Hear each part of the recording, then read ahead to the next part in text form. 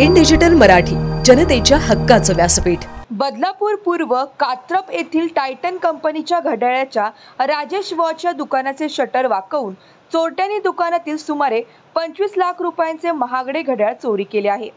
बुधवारी पहाटे 4:34 राजेश वॉचच्या दुकानात धाडसी चोरी करण्यात आली।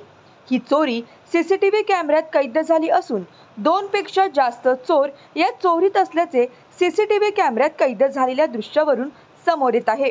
या प्रकरणी बदलापूर पूर्व पोलीस ठाण्यात जबरी चोरीचा गुन्हा दाखल करण्यात आला आहे।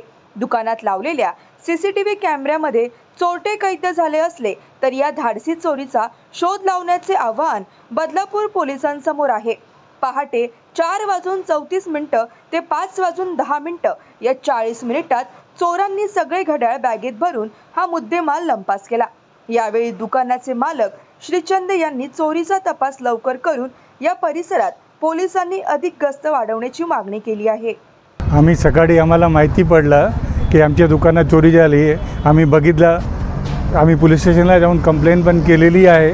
आमचा 25 लाख रुपयाचा अंदाजन माल गेलेला आहे। त्या संदर्भात आम्ही पोलिसला विनंती करतात की आमचा चोर पकडून तुम्ही आमचा माल रिटर्न करून घ्या।